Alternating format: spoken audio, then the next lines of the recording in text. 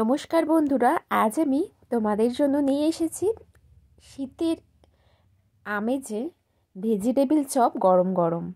তো এই গরম গরম ভেজিটেবিল চপটা কিন্তু শীতের সন্ধেবেলা একেবারে নাস্তায় দারুণ জমে যাবে। দেখে নাও তোমরা আমি রেসিপিটা কেমনভাবে বানিয়েছি। এই রেসিপিটা বানানোর জন্য আমি এখানে গাজর আর বিট ভালো করে গ্রেট করে নিয়েছি। আমি এখানে দুটো বড় সাইজের গাজর আর একটা খুব বড় সাইজের বিট গ্রেট করে নিয়েছি। আর এদিকে একটা আলু আমি ডুমো ডুমো করে কেটে সেদ্ধ করতে দিয়েছি।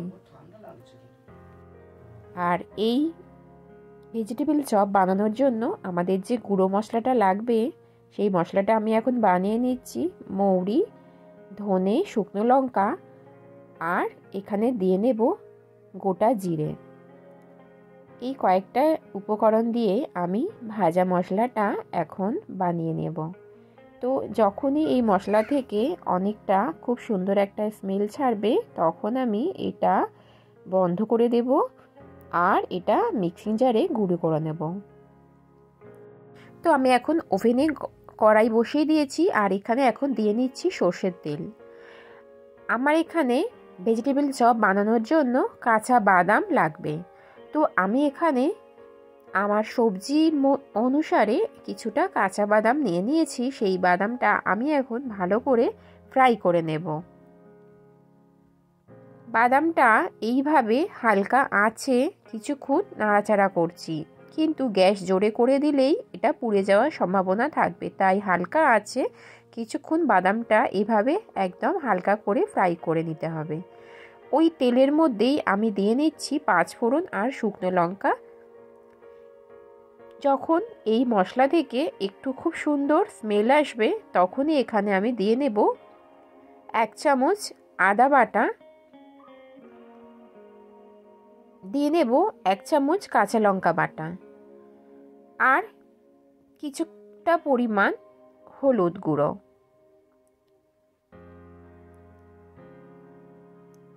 কিছুক্ষণ এভাবে নাড়াচাড়া করে আমি এখানে দিয়ে নিচ্ছি গাজর আর বিটটা যেটা গ্রেট করে নিয়েছিলাম। এই সবজিটা দিয়ে ভালো করে আমি একটা নাড়াচাড়া করে নেব। এইভাবে কিছুক্ষণ নাড়াচাড়া করতে করতে সবজিটা যখন খুব সুন্দরভাবে একদম মশলার সাথে পুরো মিক্স হয়ে যাবে তখন আমি এখানে দিয়ে নেব সামান্য পরিমাণ লবণ। লবণের পরিমাণটা একটু স্বাদ অনুসারেই দিতে হবে। ভেজিটেবিল চপ বেশি লবণের পরিমাণ হয়ে গেলে খুব নুন লাগবে, তো সেটা একটু লবণের পরিমাণটা কম দেওয়াই ভালো। তো লবণ দিয়ে আমি এভাবে কিছুটা নাড়তে থাকবো। আর লবণ দিলে সবজিটা খুব সুন্দর নরম হয়ে যাবে। তো এইভাবে নাড়তে নাড়তে আমি এবারে একটা ঢাকনার সাহায্যে ঢাকা দিয়ে দেব। কিছুক্ষণ পরে আমি ফিরে আসছি। তো দেখো আমি কিছুক্ষণ পরে ফিরে এসেছি। আমার সবজিটা কত সুন্দর ম্যাশ হয়ে গেছে আর একদম সবজিটা কিন্তু একদম প্রায় সেদ্ধ হয়ে গেছে। এখন আমি আলুগুলোকে গ্রেট করে নিচ্ছি একটা কাঁচের পাত্রের মধ্যে। আলুগুলো ভালো করে গ্রেট করা হয়ে গেলে এই আলুটা আমি কিন্তু দিয়ে নেব ওই যে গাজর আর বিট আমি মানে রেডি করছি তরকারিটা, তার মধ্যে এটা আমি দিয়ে নেব।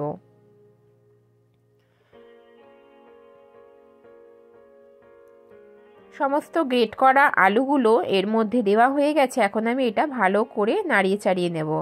আর এখানে আমি যে ভাজা মশলাটা রেডি করেছিলাম সেটা এর মধ্যে দিয়ে নিচ্ছি। দিয়ে এইবারে পুরো মিশ্রণটা ভালো করে রেডি করব। আর এখানে আমি সামান্য পরিমাণ দিয়ে নিলাম চিনির গুঁড়ো। চিনি গুঁড়ো দিয়ে ভালো করে আমি নাড়িয়ে চাড়িয়ে নিচ্ছি।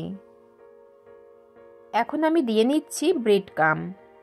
বিস্কুটের গুঁড়ো আমি সামান্য পরিমাণে দিলাম যাতে খুব সুন্দরভাবে সবজিটা একদম রেডি হয়। আর এখানে আমি দিয়ে নিলাম ভাজা বাদাম। এখন আমি দিয়ে নিচ্ছি ধনেপাতা কুচি।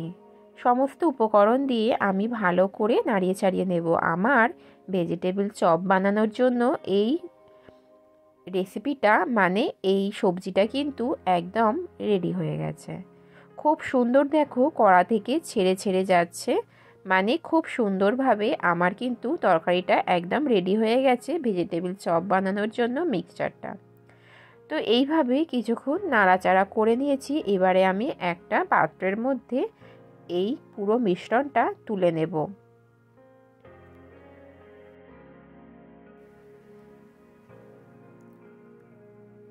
এই মিশ্রণটা আমি এখন তুলে নিচ্ছি। দেখো কত সুন্দর কড়া থেকে একদম ছেড়ে যাচ্ছে। আর এইদিকে দেখো আমি একটা পাত্রের মধ্যে কিছুটা ময়দা নিয়েছি আর এটা একটা গোলা বানিয়ে নিচ্ছি। আমি যেহেতু ভেজিটেবল চপ বানাচ্ছি একদম নিরামিষ, আমি সেই জন্য এখানে ময়দা গুলে নিচ্ছি। তোমরা যদি চাও এই ময়দা গোলার জায়গায় তোমরা এক ডিম ফাটিয়ে ডিমের প্রলেপ দিতে পারো। এখানে আমি ভেজিটেবল চপের জন্য আমি ব্যাটারটা শুধু ময়দার বানিয়েছি। এখন আমি ভেজিটেবল চপের আকারে একদম রেডি করে নিচ্ছি। আর দেখো প্রথমে আমি একটু শুকনো ময়দার মধ্যে এইভাবে মাখিয়ে তারপরে আমি দিয়ে নেব যে আমি ময়দার ব্যাটারটা রেডি করেছি সেটার মধ্যে দিয়ে নেব। তারপরে আমি দিয়ে নেব ব্রেড ক্রাম্ব মানে বিস্কুটের গুঁড়োর মধ্যে।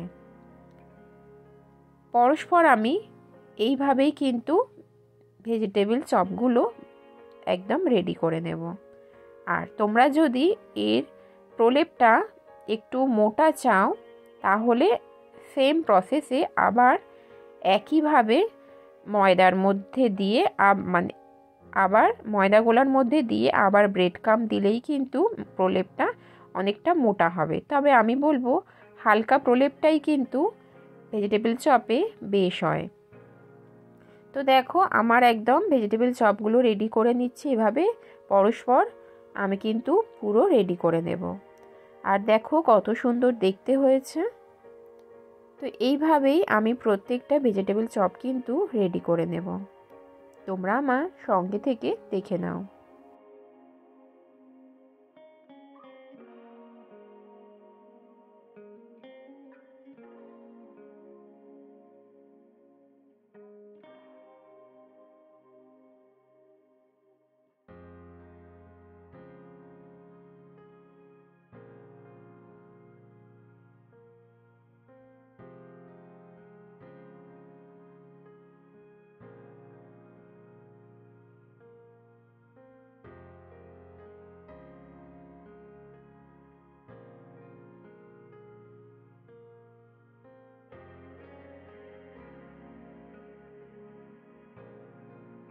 দেখো আমার ভেজিটেবল চপগুলো রেডি করা কিন্তু হয়ে গেছে। এবারে আমি এটা গরম তেলের মধ্যে এক এক করে দিয়ে ফ্রাই করে নেব। আমি এখানে গরম তেলের জন্য সর্ষের তেল পুরো ব্যবহার করছি। একদম গরম তেল অনেকটা বেশ ধোঁয়া উঠছিল, সেই সময় আমি এক এক করে ভেজিটেবল চপগুলো দিয়ে নিচ্ছি। আর এটা হালকা আঁচেই কিন্তু একদম লো ফ্লেমে আমি এটাকে ভেজে নেব। বেশি জোরে করলে বাইরেটা কালার এসে যাবে কিন্তু ভেতরটা হবে না, সেই কারণে আমি হালকা আঁচে একদম প্রত্যেকটা ভেজিটেবল চপ কিন্তু পরস্পর এভাবে ভেজে নেব। আর এইভাবে একটু উল্টে পাল্টে নিচ্ছি। দেখো কত সুন্দর দেখতে হয়েছে ভেজিটেবল চপগুলো। তোমরা কালার যেমন পছন্দ করবে সেই পরিমাণে একটু ফ্রাই করবে। যদি মনে হয় খুব লাল তোমরা পছন্দ করো তো একটু সময় নিয়ে লাল করে ভাজবে। তো দেখো আমি কিন্তু অনেকগুলোই ভেজে নিয়েছি এইভাবে। আর এদিকে দেখো পাত্রের মধ্যে সার্ভও করে নিয়েছি, একদম প্লেটে সার্ভ করে আমি ফিরে এসেছি তোমাদের মধ্যে। আজকের আমার এই ভেজিটেবল চপ রেসিপি তোমাদের কেমন লাগলো? ভালো লাগলে লাইক, কমেন্ট, শেয়ার, সাবস্ক্রাইব করে আমার এই ছোট্ট চ্যানেলের পাশে থেকে যেও। আর বাড়িতে থাকা উপকরণ দিয়ে খুব সহজে শীতের সন্ধ্যায় এইভাবে বাড়িতে ভেজিটেবল চপ বানিয়ে নাও।